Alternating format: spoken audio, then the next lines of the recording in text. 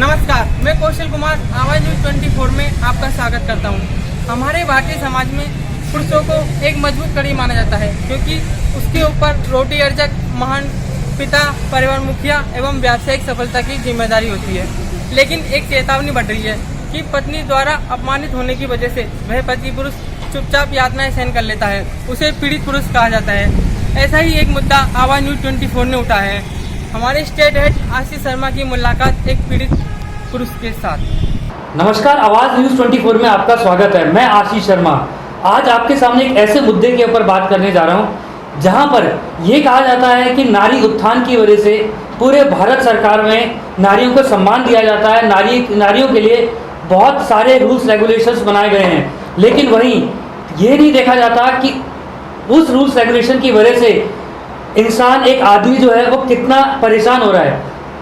इसी तरीके से एक हमारे साथी हैं मिस्टर परमानंद जी, जो अपनी आप बीती बताएंगे, जिसके अंदर वो किस तरीके से प्रताड़ित हुए हैं। आज वो अपनी गाथा आपके सामने आवाज न्यूज 24 के माध्यम से आपको बताना चाहेंगे। परमानंद जी, आपके साथ क्या क्या हुआ? मेरे साथ जब मैं शादी हुई, मेरी तब से ही ये कुछ बातें ऐसी गलत स्टार्ट होना चालू हो गई कि औरत जो होती है, इंसान होता है, वो औरत का गहना होता है। तो उसने पहले रात से ही गहना मांगना स्टार्ट कर दिया। इंसान को अपना गहना ना समझ के गहना मांगना स्टार्ट कर दिया। क्या आपकी पत्नी आपके साथ आपके परिवार को भी परेशान किया करती थी? बिल्कुल। पत्नी ने किसी के साथ ऐसे कोई अच्छे संबंध नहीं है किसी परिवार के सदस्य से। आपके शादी में के बाद आपके कितने बच्चे हैं? शादी होने के बाद में मेरे एक लड़का हुआ है 2007 में, शादी हुई 2005 में। तो क्या तब भी आपके रिलेशंस अच्छे नहीं थे? बिल्कुल अच्छे नहीं थे सर। आपके रिलेशंस अच्छे नहीं थे? बिल्कुल। उसके अलावा आपकी पत्नी ने क्या क्या डिमांड करी आपसे? पत्नी डिमांड ये करती है कि मैं मेरे पापा का इकलौता लड़का हूँ, तो कहने का मतलब ये है कि अलग हो जाओ आप इनसे। अलग हो जाओ। क्या आपके पेरेंट्स भी चाहते हैं अलग होना? मेरे पेरेंट्स बिल्कुल नहीं चाहते हैं अलग होना। सिर्फ ये लड़की चाहती है कि अलग होना? ये चाहती है। उसके अलावा आपने कुछ आपके नाम की कोई प्रॉपर्टी या कोई ऐसी चीज़ें, या आपने उस लड़की के लिए कुछ किया हो? मैंने उसके लिए पहले कंट्री से गया विदेश, तो इन लोगों को पूरा पैसा दिया, जिसका आज तक मेरे पास कोई हिसाब किताब नहीं है।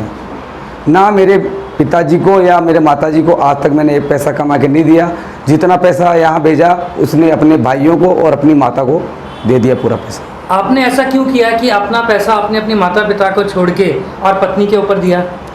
मैंने इस रिश्ते को कायम रखने के लिए ये पूरा प्रयास किया कि रिश्ता कैसे भी जैसे करके ये बना रहे, लेकिन वो रिश्ता नहीं बन पाया। उसके अलावा अब आपकी शादी को कितने साल हो गए हैं? मेरी शादी को अभी 16वां साल चल रहा है। 16 साल चल रहे हैं। और आपकी पत्नी क्या अभी आपके पास है, या कितने टाइम से वो बाहर है? मेरी पत्नी 4 महीने से अभी अपने भाई के और माताजी के पास है। जो 16 साल का पीरियड था, अभी आपने बोला कि 4 महीने पहले आपकी वाइफ आपसे दूर चली गई। बिल्कुल। तो उसके बीच का जो टाइम पीरियड था, क्या उसमें आपकी पत्नी के साथ आपके रिलेशंस अच्छे थे, या वो आपको ज़्यादा परेशान करती थी, आपकी फैमिली को ज़्यादा परेशान करती थी? उसने फैमिली को भी परेशान किया और मेरे को भी परेशान किया है। कि लॉकडाउन के टाइम में मेरी एक सिस्टर के पास था मैं, जिसका पति गुजर गया था, और वो मेरे माता पिता के पास थी। तो उसने मेरे को तो फ़ोन पे परेशान किए है, माता पिता को भी टॉर्चर किया है। माता पिता को भी टॉर्चर किया? बिल्कुल। और आपका बच्चा मेरा, अभी वो किसके पास है? बच्चा अभी मिसेज के पास है। क्यों? आपके पास क्यों नहीं है? क्योंकि वो उस औरत ने उस बच्चे को अपनी चाबी बना रखा है। चाबी बना रखा? बिल्कुल। अच्छा, एक मैं और क्वेश्चन आपसे करना चाहता हूँ। बिल्कुल। इतने टाइम में जो आपने 16 साल का टाइम निकाला, उसको आपने, अगर इतना जो आप बताना चाह रहे हैं कि जी इतनी बड़ी आपके साथ प्रॉब्लम आई, तो आपने उसको सहा कैसे? सहने का कारण है सर कि मेरी शादी को आज 16 साल हो गए। तो इसने, जब मेरा बच्चा हुआ तो उस टाइम से लेके कम से कम 1.5 साल का पीरियड अपने घर पे बिताया। पहला ठहराव। दूसरा ठहराव जब मैं विदेश गया 2015 28 मार्च को, और वापस आया मैं 2000 जनवरी 17 को, तब तक भी अपने भाई के पास थी वो। और तीसरा जब मैं विदेश गया कुवैत 3 फरवरी 2018, और वापस आया मैं 2019 11 सितंबर को वापस आए। तो इसका मतलब आप विदेश रहे तो वहाँ से कमा कर आए। बिल्कुल।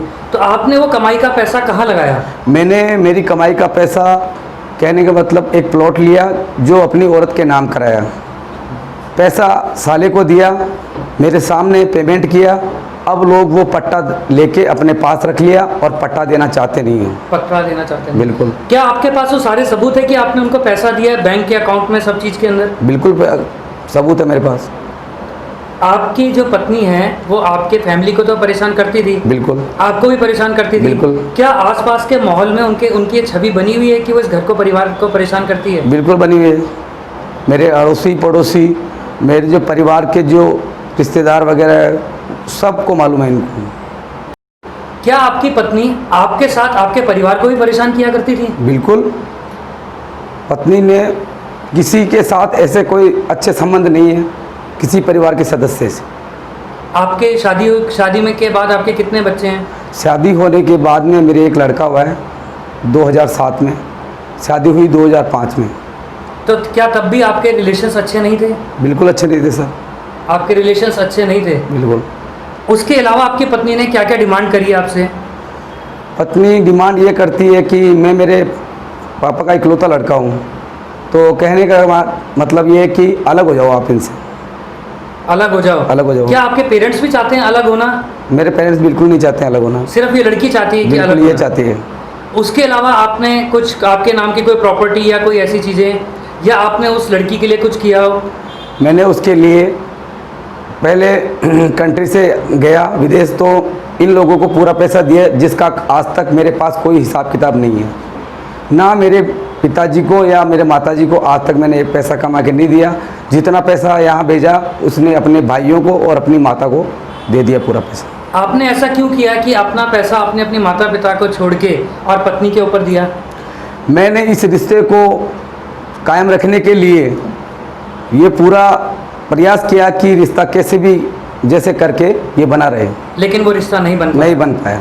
उसके अलावा अब आपकी शादी को कितने साल हो गए हैं? मेरी शादी को अभी 16वां साल चल रहा है। 16 साल चल रहे हैं। और बिल्कुल चल रहा आपकी है। पत्नी क्या अभी आपके पास है या कितने टाइम से वो बाहर है? मेरी पत्नी 4 महीने से अभी अपने भाई के और माताजी के पास है। जो 16 साल का पीरियड था, अभी आपने बोला कि 4 महीने पहले आपकी वाइफ आपसे दूर चली गई। बिल्कुल। तो उसके बीच का जो टाइम पीरियड था, क्या उसमें आपकी पत्नी के साथ आपके रिलेशंस अच्छे थे, या वो आपको ज़्यादा परेशान करती थी, आपकी फैमिली को ज़्यादा परेशान करती थी? उसने फैमिली को भी परेशान किया और मेरे को भी परेशान किया है। कि लॉकडाउन के टाइम में मेरी एक सिस्टर के पास था मैं, जिसका पति गुजर गया था, और वो मेरे माता पिता के पास थी। तो उसने मेरे को तो फ़ोन पे परेशान किए है, माता पिता को भी टॉर्चर किया है। माता पिता को भी टॉर्चर किया? बिल्कुल। और आपका बच्चा मेरा अभी वो किसके पास है? बच्चा अभी मिसेज के पास है। क्यों आपके पास क्यों नहीं है? क्योंकि वो उस औरत ने उस बच्चे को अपनी चाबी बना रखा है।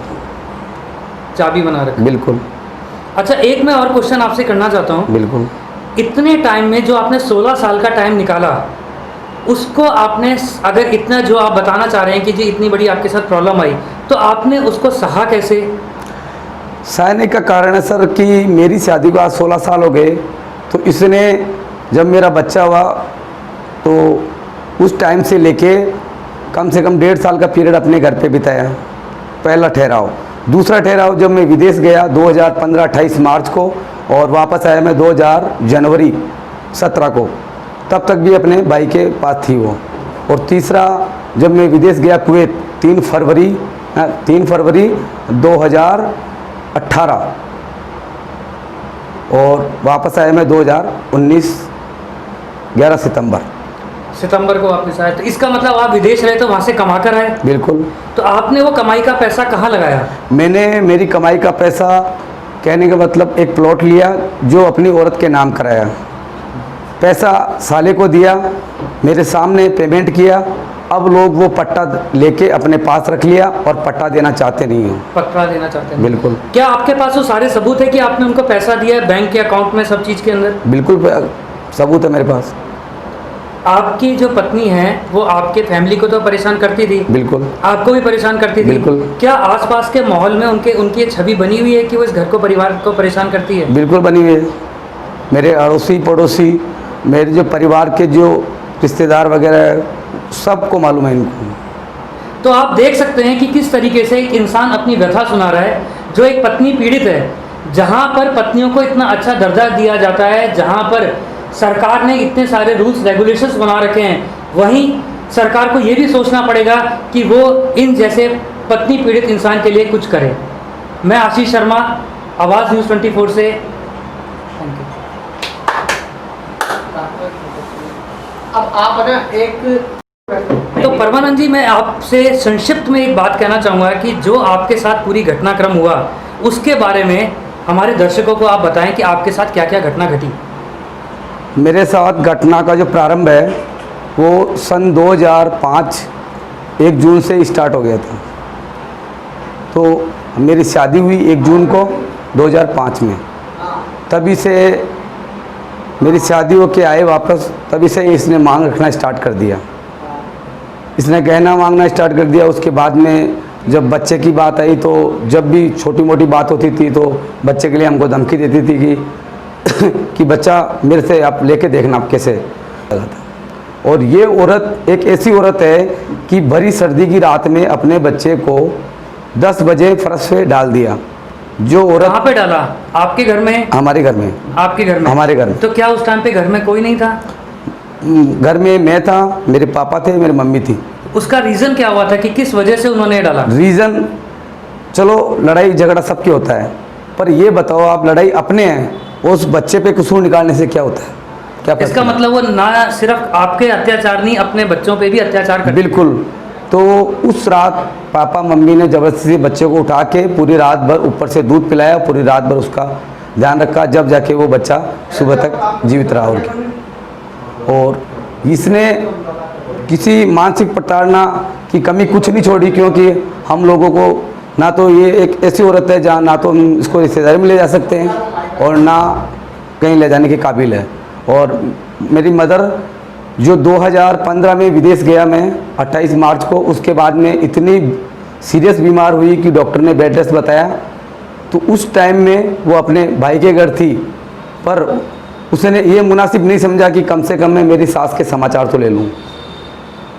उस टाइम मेरे बुआ के लड़के की बेटे की वो आके उसने सेवा की, बेड रेस्ट 15 दिन तक बताया, तब जाके उसका सुधार हुआ थोड़ा बहुत। और दूसरा विदेश कंट्री मेरी 2018 3 फरवरी वहाँ गया। उस टाइम पे भी मेरी मदर की थायराइड की प्रॉब्लम, घुटनों की प्रॉब्लम, चलने फिरने के कारण बेड रेस्ट था।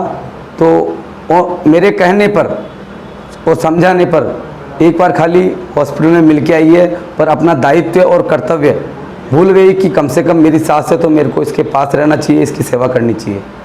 तो उसने हम लोगों को ऐसा कोई मौका नहीं छोड़ा जहाँ प्रताड़ित नहीं किया। तो मेरा तो प्रशासन से यही अनुरोध है कि ऐसी औरत से मेरे को न्याय दिलवाएं। तो आप देख सकते हैं कि किस तरीके से एक इंसान अपनी व्यथा सुना रहा है, जो एक पत्नी पीड़ित है, जहां पर पत्नियों को इतना अच्छा दर्जा दिया जाता है, जहां पर सरकार ने इतने सारे रूल्स रेगुलेशंस बना रखे हैं, वहीं सरकार को ये भी सोचना पड़ेगा कि वो इन जैसे पत्नी पीड़ित इंसान के लिए कुछ करे। मैं आशीष शर्मा, आवाज़ न्यूज़ 24 से। हमसे जुड़े रहने के लिए हमारे YouTube चैनल को सब्सक्राइब करें और नई वीडियो की नोटिफिकेशन के लिए बेल आइकॉन को दबाएं।